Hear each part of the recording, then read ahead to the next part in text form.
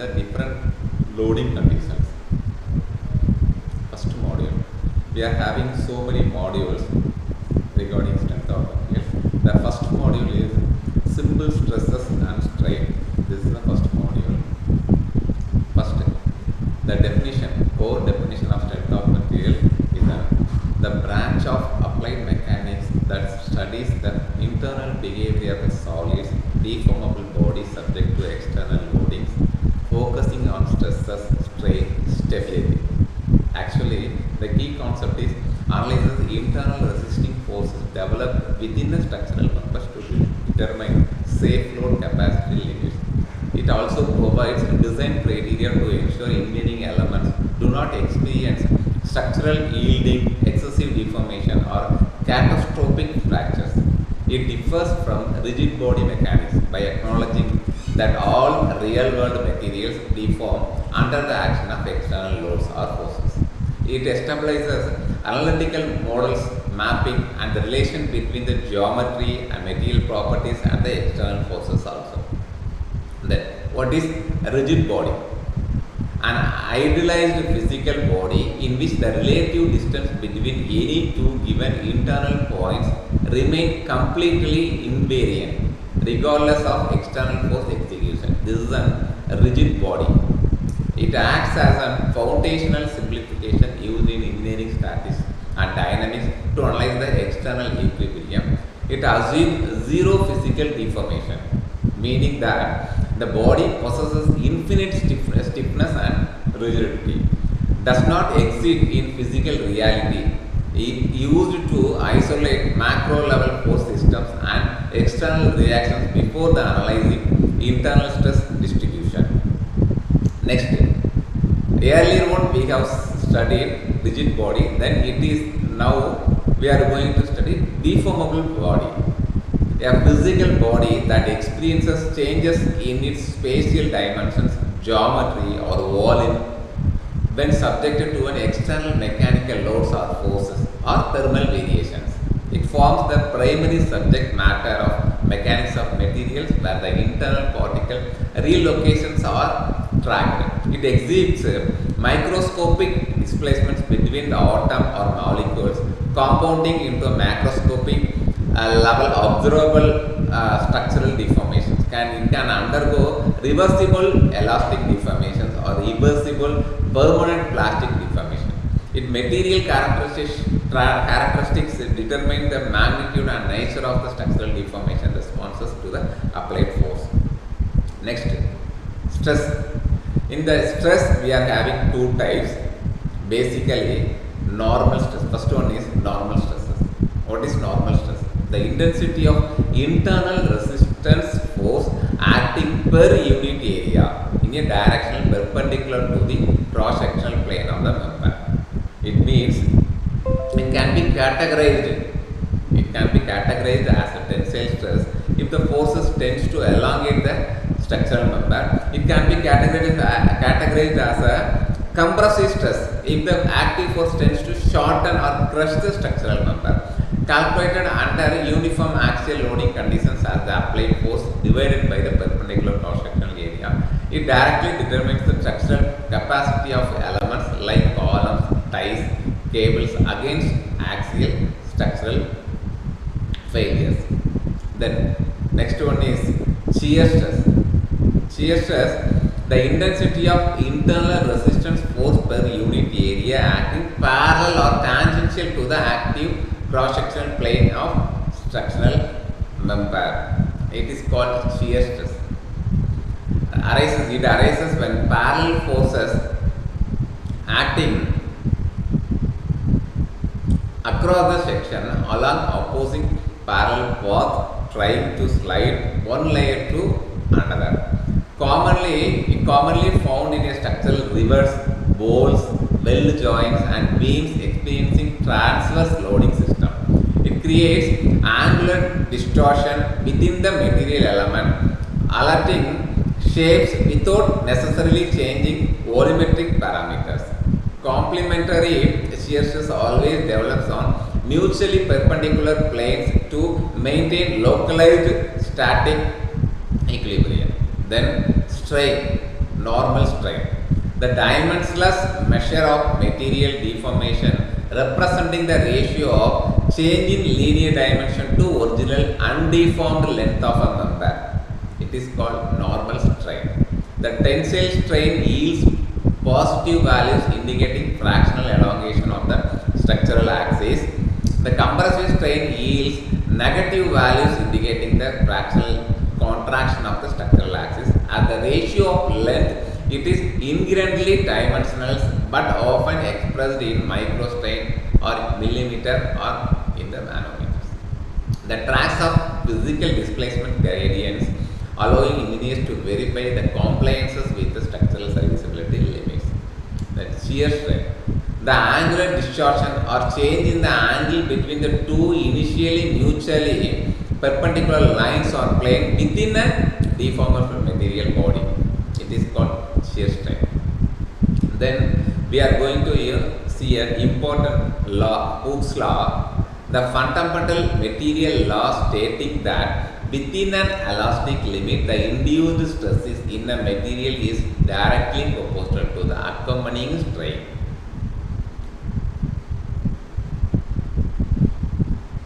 Then we are going to see the second module. Actually, the second module is mechanical properties of material. What are the different properties of materials has? First one is elasticity. The mechanical property enabling the material to fully recover its original undeformed geometry and dimensions immediately upon removal of external loading system. It relies on temporary atomic displacements where interatomic bonds stretch but do not break or slide permanently. It provides the structural baseline for civil or mechanical structures designed to withstand repeated cyclic loading. The elastic limits marks the absolute stress boundary beyond which permanent atomic slippage occurs. Materials like spring, steels or rubber exhibit pronounced high capacity elastic structural behavior. Then second property is an important property, plasticity. The mechanical property that allows a material to undergo permanent irreversible deformation without experiencing the structural fracture or separation when the loaded beyond its elastic limit. Then ductility. Actually, the specific aspect of a plasticity defining a material's capability to undergo significant permanent tensile elongation before they experience the structural fractures. It is known as ductility. Typically quantified by measuring the percentage elongation or percentage reduction in cross-sectional area post-failure. It allows structural members like reinforcing steel bars to give visible warning signs via large deflections prior to the failure. It enables materials to be drawn into a fine wires without tearing apart under heavy tensile fabrication setups. Ductile materials exhibit characteristic necking zone where the local cross-section narrow rapidly prior to the breaking. Then next properties is brittleness. The material property characterized by sudden catastrophic fracture under load with negligible or entirely absent prior plastic deformation is known as brittleness. Brittle materials crack or shatter cleanly across cleavage planes with minimal advanced structural warning. Typically demonstrates high compressive strength but severely compromised low structural tensile load capacity. Examples include cast iron, structural glass, concrete, ceramics and heavily hardened high carbon tool steels. Brittle fracture tracks microcrack propagation where the travels at sonic velocities across the material framework. Then next property is malleability. A material property closely related to plasticity, defining the capability to deform permanently under compressive loading without splitting or fracturing. It enables the metal to be flattened, rolled or hammered into extremely thin structural plates or sheets. Depends heavily on high material crystal symmetry and dislocation mobility under multi-axial compression force.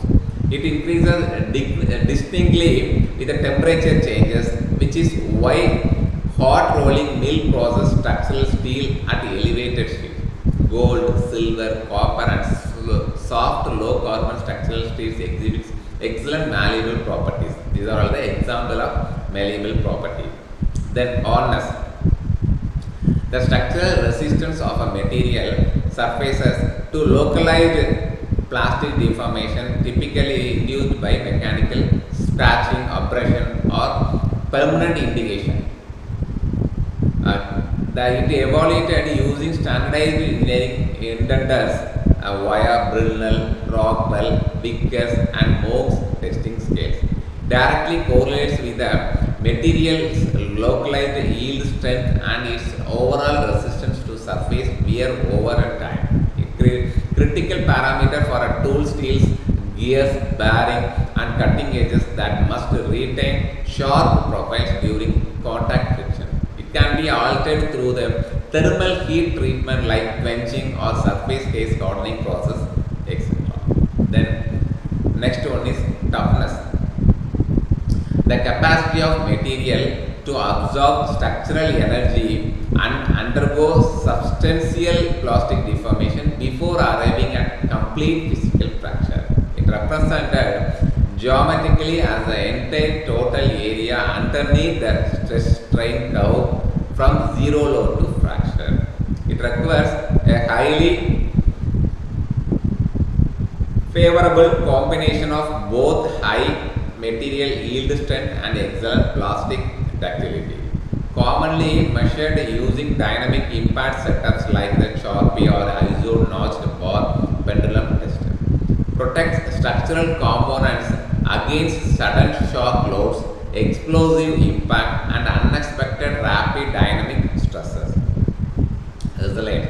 The capacity of a material to absorb strain energy when deformed purely within its elastic range and completely release that energy upon unloading. It represents geometrically as the localized area underneath the elastic portion of a standard stress strain diagram. The Coop resilience defines the absolute maximum strain energy a material can store without taking the permanent plastic sets. The modulus of resilience represents the stored elastic strain energy capacity per unit volume of a material. Highly vital property for designing suspension springs, shock absorber linkage and structural impact cushions. Then next property, Young's modulus, the third module, actually it is a elastic constant thermal stresses. First, we should know before studying the elastic constant and thermal stresses, we should know the Young's modulus or modulus of elasticity. Actually, the constant of proportionality representing a material's inherent stiffness under axial loading defined as the ratio of normal stress to the normal strain within an elastic limit. Actually, it quantifies material structural resistance to stretching or compressing along its primary longitudinal axis. A higher Young's modulus value indicates the stiffer material that deforms less under a given structural load. It determined from a slope of the linear elastic section of a standard tensile stress strain test shot. Crucial for computing structural deflections in beam stresses and structural frame elements also. Then modulus of rigidity or shear modulus. The material property representing elastic stiffness against the angular distortion defined as the ratio of shear stress to the shear strain within an elastic limit. Actually, it measures the material structure resistance to sliding or twisting cross across parallel internal planes. It acts as a shear-based equivalent to Young's modulus, mapping angular deformation changes. It directly governs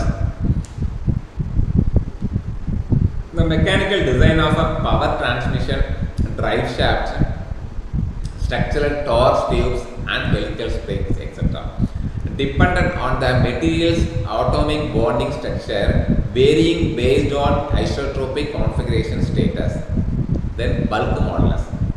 The measure of material volumetric stiffness is defined as the ratio of uniform hydrostatic or triaxial compressive stress to the resulting fractional volumetric strain. It quantifies a body structural resistance to change in volume when subjected to uniform all-around pressure system. It is essential for evaluating the material submerged deep underwater or within a high pressure hydraulic system, and completely incompressible substance which possesses an infinitely high theoretical bulk modulus directly linked to the overall compressibility characteristics of structural solids, fluids and gases.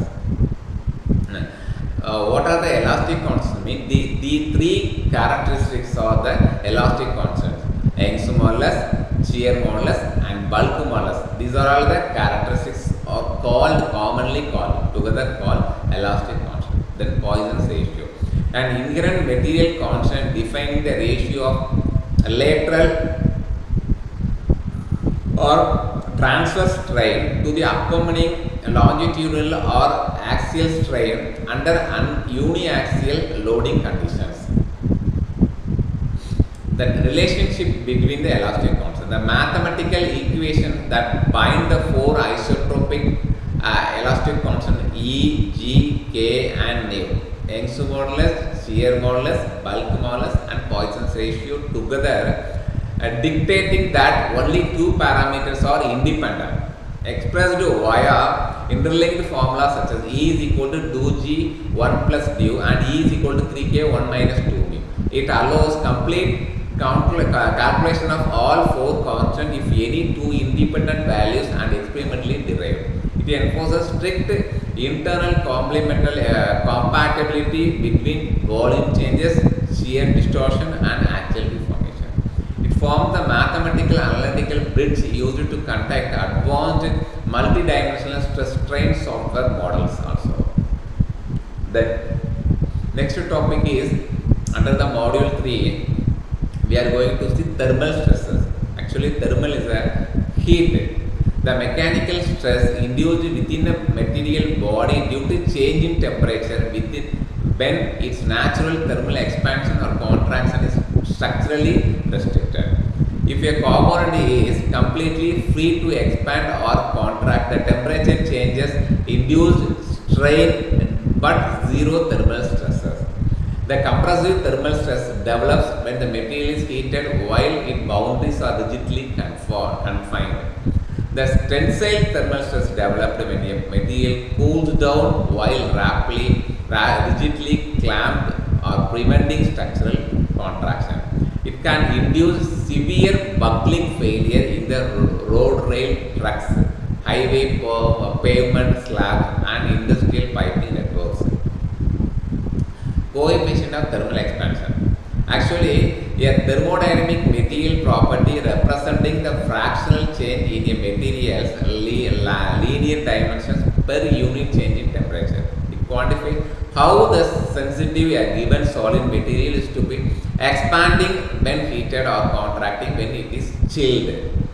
Expressed in engineering units of inverse temperature such as per degree centigrade or per Fahrenheit.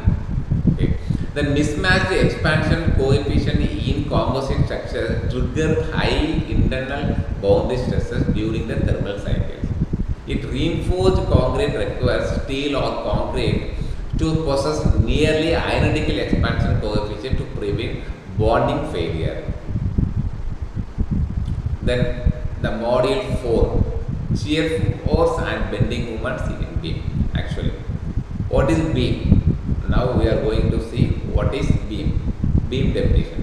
A structural member designed primarily to support transverse load acting perpendicular to its longitudinal axis, causing it to bend, transforms external vertical or lateral loading systems into a internal bending moments and shear force distribution. It's subjected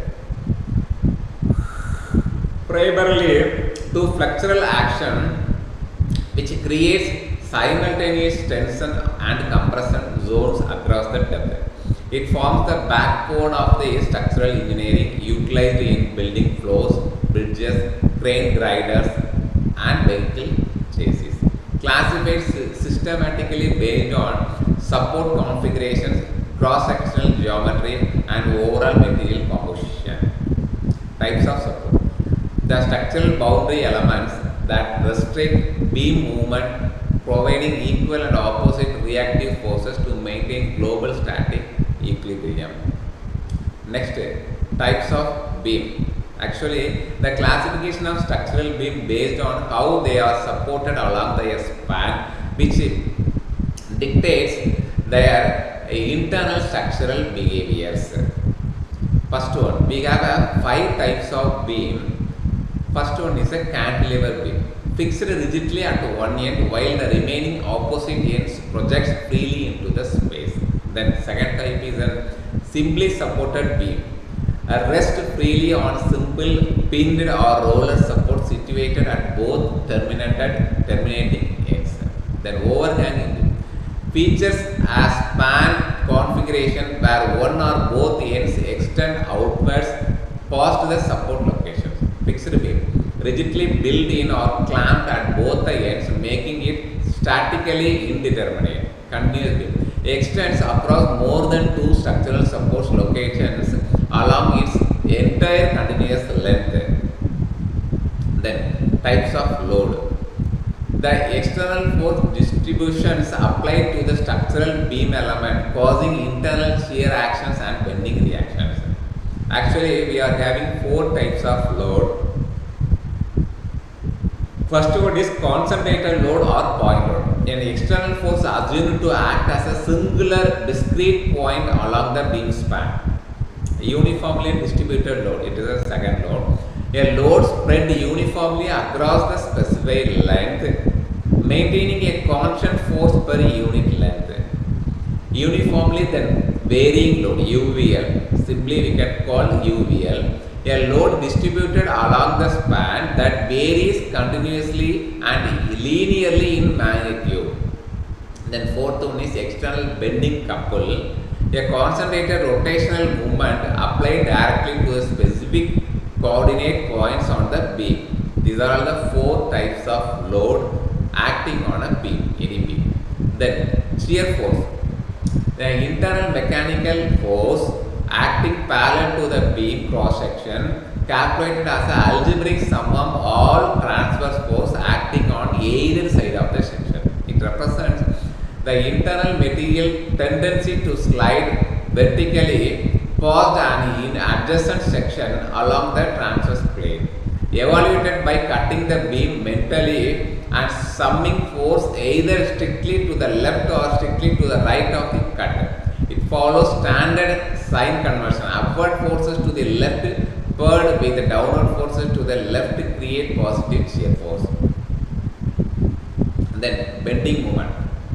The internal mechanical movement that resists external rotational actions, calculated as the algebraic sum of moments of all forces acting on the either side of the beam, in which we are having 2 movements. First one is sagging movement, the second one is hogging movement. Sagging movement, it bends the beam concave upwards, including compression in top fibers, tension in the bottom fibers as a positive. Hogging movement means bends the beam concave deflection, including tension in the top fiber and compression in the bottom fiber as a negative. The shear force diagram. It is a graphical plot mapping the variation of internal shear force along the entire longitudinal axis of the structural beam elements. Then bending moment diagram.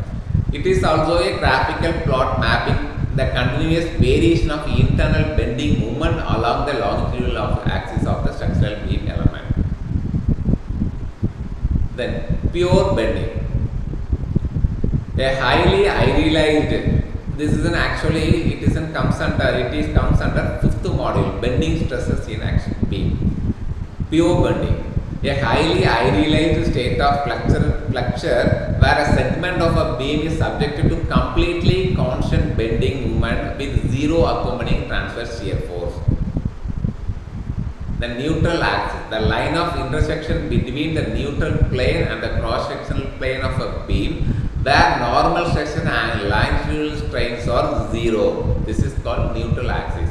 The neutral plane, the longitudinal layer of a material fibers within a bent beam that experiences neither structural elongation nor structural compression.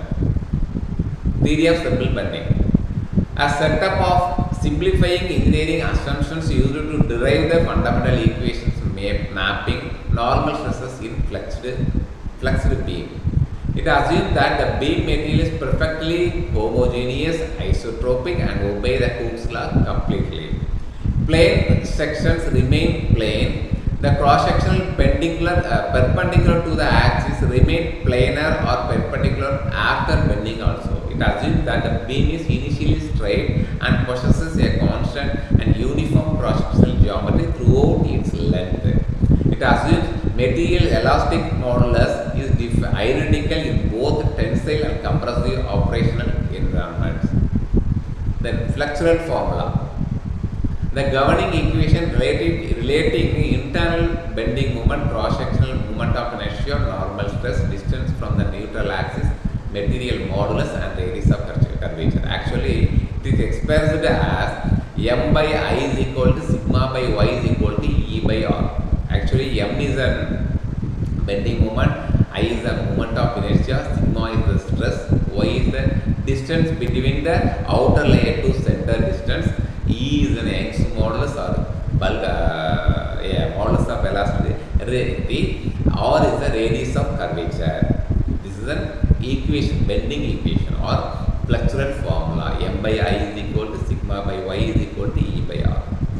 Then what is section modulus? Actually, a geometric property of a beam's cross section defined as the ratio of its moment of inertia about the neutral axis to the maximum distance to the outermost fiber. Then radius of curvature. The radius of a circular arc into which the initially straight neutral axis of a beam deforms when subjected to bending moment. Then composite beam. Next module. Composite beam. A structural beam fabricated by rigidly bonding together two or more distinct materials with differing elastic moduli to act as a single structural units. Examples, it includes fixed beams, wood reinforced with the steel plates and standard steel reinforced concrete structures. The transverse shear stress. It is an actually comes under module 6, shear stresses in beam.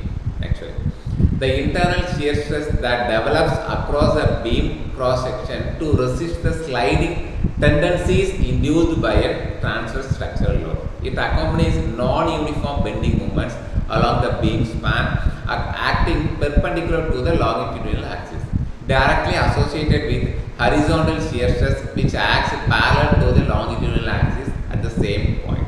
It is calculated using the shear formula T is equal to V into Q is equal divided by I into P. It varies non-linearly across the height of the cross section, contrasting with the linear distribution of bending stress. Then shear stress distribution actually. The graphical profile mapping how the magnitude of a transverse shear stress varies from the top edge to the bottom edge of the cross section. The shear stress is a rectangular section. Actually, the parabolic variation of a shear stress across a solid rectangular beam section, reaching its maximum at neutral axis and dropping at the zero at the outer boundaries of the section. Then shear stress in a circular section. The parabolic variation of a shear stress across a solid circular cross section, maximizing at the neutral axis diameter. Then shear stress is in the I section. The distinct shear stress profile of an I beam where the narrow vertical web resists the very vast majority of the total transverse shear section. Then shear center, the unique point in a beam cross section through which the resultant of transverse shear force must pass to the induced pure bending without any twisting. It actually coincides perfectly with a geometric centroid if the cross section possesses two axes of symmetry. For thin-walled open sections like channels, C shapes or L shape, this point often lies completely outside the solid material.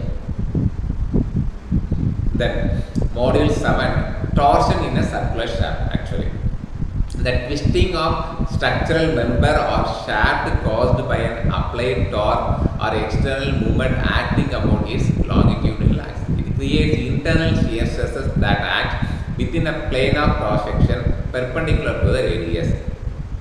It causes cross section along the shaft to rotate relative to one another about the common central axis.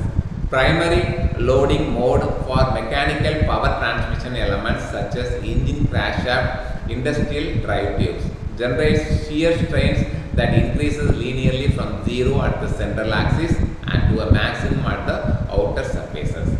Then torque or twisting moment. The rotational movement or couple applied parallel to the cross sectional plane of a shaft tending to rotate its about longitudinal axis. Then polar moment of inertia, the geometry property of a section that quantifies its mathematical resistance to torsional twisting and angular deformation. Then polar sectional model, a geometric metric defined as a ratio of polar moment of inertia to the outermost radius of the circular shaft section. It's called polar section model. Then angle of twist, the total angular rotation experienced by one cross section of a shaft relative to another section located at specific distance away along the axis. The comparison between solid shaft and hollow shaft. The structural comparison of torsional efficiency between solid circular shaft and hollow circular tube of equivalent material or weight. Hollow shafts are significantly more efficient per unit weight because they remove material from the low stress center. Torsional stress is 0 at the center and peaks at the outer edge. Material near the center carries very little torque. By placing the material far from the axis, the hollow shaft maximizes both polar moment of inertia and sector modulus while minimizing the total mass. Hollow shafts are widely used in weight critical applications like automatic drive shafts and aerospace torque tubes, etc. Then torsional rigidity. The product of the material shear modulus and the cross section's polar moment of inertia representing the resistance to twisting deformation. Then 8th module is deflection of beam. Actually, the linear vertical or lateral displacement of a point on the lateral axis of a beam from its original undeformed position under load. It measures the structural movement of a beam under transverse forces representing serviceability compliances. Excessive deflection can cause cracking in plaster ceiling, architectural damage or user discomfort. It varies continuously along the span, forming a displacement curve that depends on the load and supporting conditions. Strictly limited by modern building design codes to fraction of the total span length of the beam. Then slope. The angle inclination of the tangent to the deflected elastic curve at any specific point related to the undeformed horizontal axis of the beam. Elastic curve. The continuous geometric curve assumed by longitudinal neutral axis of the beam when it deforms under structural different load. Then, so we have four methods to calculate the deflection of beam, in which the double integration method is the first method. It is a mathematical technique that solves for beam slope slope and deflection by integrating the governing bending moment differential equation twice. Then Macaulay's method, a specialized algebraic technique that utilizes singularity or discontinuity functions to handle discontinuous or multiple loads on beams in a single continuous equation. Then area moment method, it is the third moment actually, as semi-graphical technique that uses the geometrical area or centroid of the M by EI diagram to determine specific slopes and deflections between 2 points. Then conjugate beam method, it is the fourth method, an analytical method where slopes and deflections of a real beam are found by calculating shear forces and bending moments in an imaginary conjugate beam method. Then ninth module is the principal stresses and strain. Actually, what is principal planes? The specific planes passing through a material point where the acting shear stress drops to exactly 0 and normal stresses reach maximum or minimum values. At any stressed point, there exist mutually perpendicular planes where shear components vanish entirely. The normal stresses acting on these unique planes represent the extreme bound capabilities of the material at that location. Principal stresses, the maximum and minimum normal stresses that act on the principal planes at the given point within a stressed material body. Maximum shear stress, the highest intensity of shear stress that occurs at a material point acting on planes inclined at exactly 45 degrees to the principal plane. Mohr circle, a graphical representation that maps normal and shear stress components acting on any plane orientation at a point into a geometrical circle. Then biaxial state of stress, a condition of stress where the normal stresses act simultaneously along two mutually perpendicular axes within a single plane with zero stress in the third dimension. Triaxial state of stresses, the most generalized state of stresses where the material point experiences independent normal and shear components across all the three mutually perpendicular dimensions.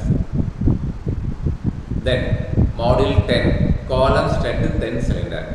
Column and stud, structural compression members subjected to axial compressive forces. Columns are heavy vertical member while the studs can operate in any spatial condition. Column, a rigid vertical member used in building frames to transfer overhead floor loads down to the foundation. Stud, a general compression element found in roof structures, space frames and mechanical bracing linkages. Then buckling or critical load, the sudden lateral deflection or geometric instability failure of a slender column when subjected to critical axial compressive load. Then slenderness ratio, actually it is a dimensionless geometric ratio defined as an effective length of a column divided by the least radius of variation of its cross-sectional area. Then thin cylindrical cell, a closed pressurized container where the wall thickness is small relative to internal diameter, typically less than 1 by 20th of its radius. Hoop stress and longitudinal stresses, the principal tensile stresses that develops in the walls of pressurized thin cylinder. Hoop stresses act circumferentially while the longitudinal stresses act axially. I conclude my talk. Okay, thank you.